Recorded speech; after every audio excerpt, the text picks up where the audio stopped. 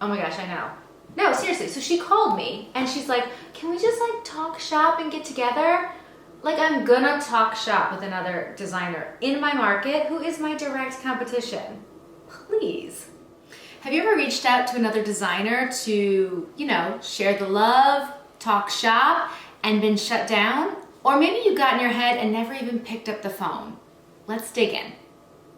Welcome, I'm Sandra Funk, and this is Design Sips, where we'll raise a glass and toast your business, bringing it more joy, more balance, and more abundance. I cannot wait to answer all of your questions. Cheers.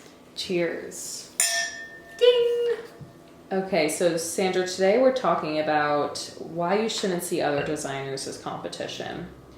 Rachel says, I'm hesitant to reach out to local designers and create connections because of the lack of work in our market. What do you think? Rachel, okay, couple things. We're stronger together and believe in abundance. Which one should I tackle first? Let's do abundance real quick, okay? This lack of work in our market, I want you to really work on your mindset. I want you to start thinking there are tons of homeowners around where I live.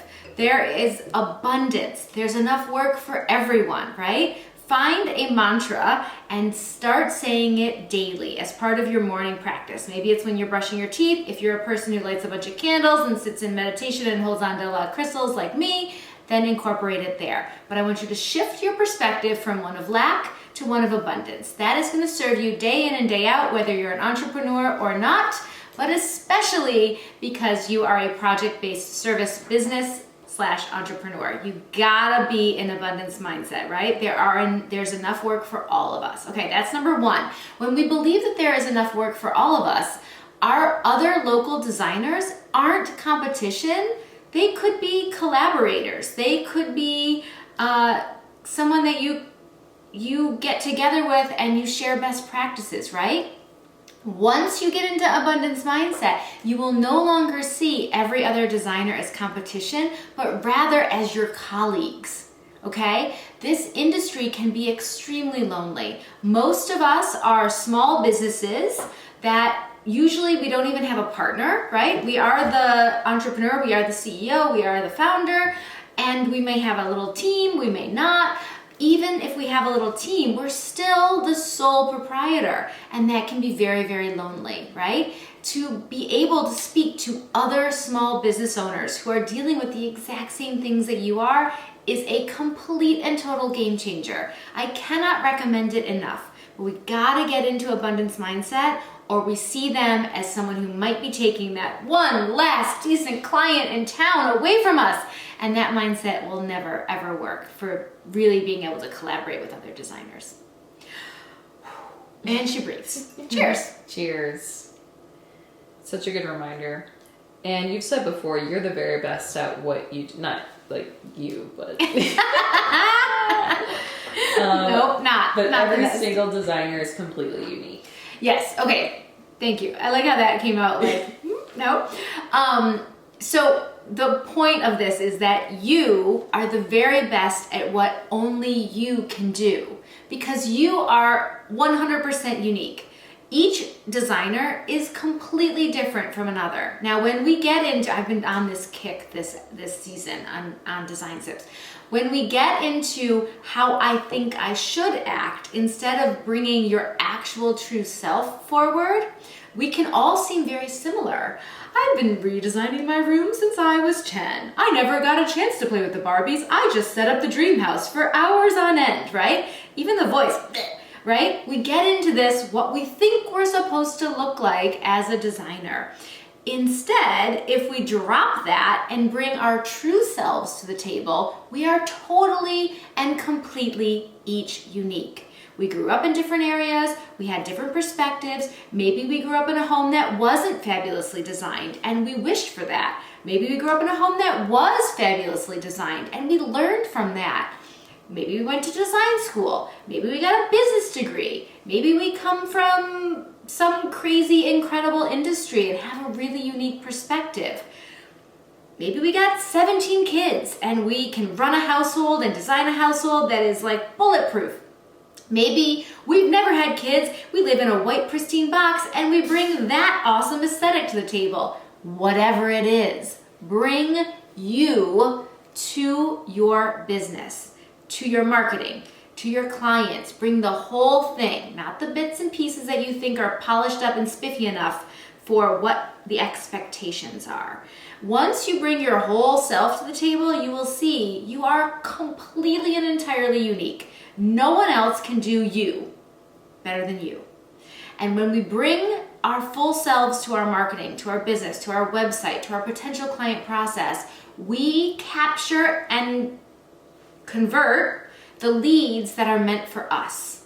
Like when I don't close a client, it's not like, damn it, that was the last client on earth, right? It's like, that wasn't the one for me.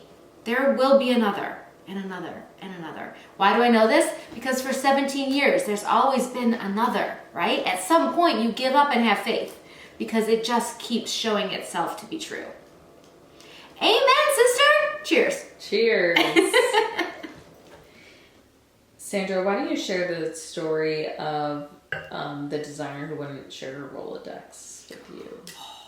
I've been threatening to use her actual name. I would never would I ever, but man, oh man, would that be hysterical. Okay. Susie Cream Cheese. It's Susie Cream Cheese. Okay, someone in your elementary school thought Susie Cream Cheese was like the perfect name for every example, which is cute because we can use Susie Cream Cheese. So I am in my first role as an actual, that's not true.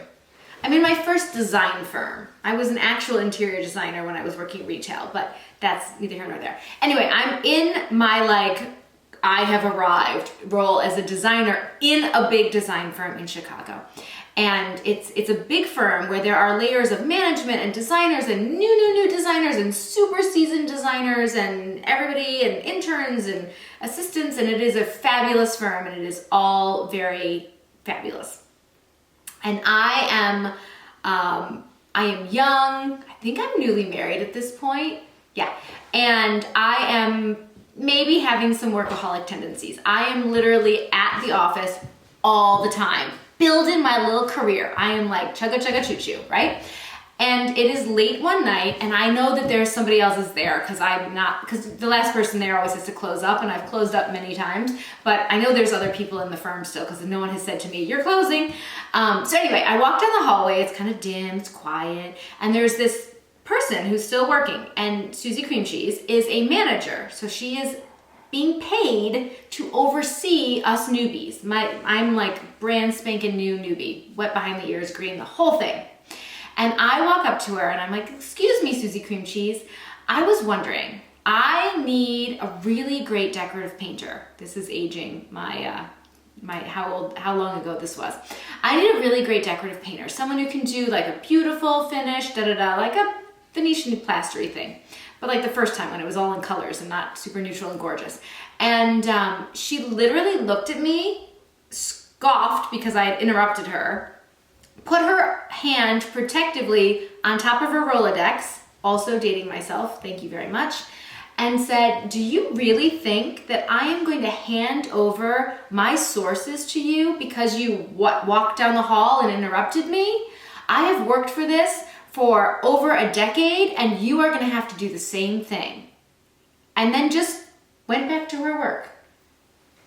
You guys, I mean, steam came out of my ears. I was like, this bitch. But seriously, I was so angry.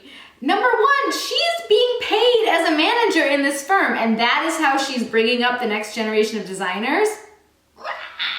Number two, I literally in that moment spun on my heels, maybe did a sashay down the hallway because I was like bringing my own little Sasha Fierce as a reaction. And I was like, okay, there is one thing that I know for sure. I will never, ever gatekeep my knowledge for the next generation of designers. I will never do what she just did to me to anyone else who is striving and new and trying to be in this industry or to have this very nuanced, very difficult career, right?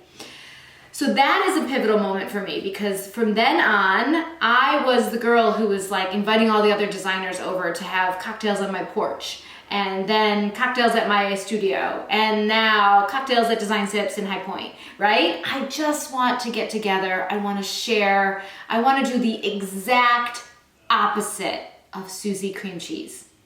And it took every ounce of my resistance not to say that woman's real name right there. Cheers. Cheers to that. Yeah, a great story that just is an awesome reminder for collaboration over competition. Yeah, and I found a good decorative painter on my own, damn it.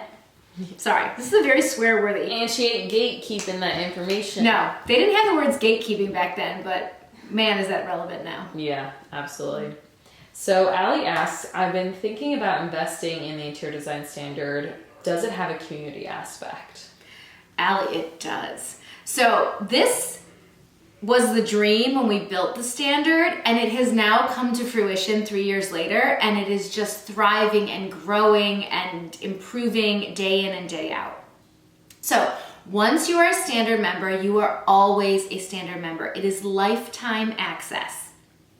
What that means is you can always go back to the content. You can use it to train your team members. You can use it as a refresher. You can get all excited about the updates that we send out every 6 months. Every time that we make an upgrade in the standard, we send a big email out to everyone twice a year. On that note, we have an incredible private Facebook group.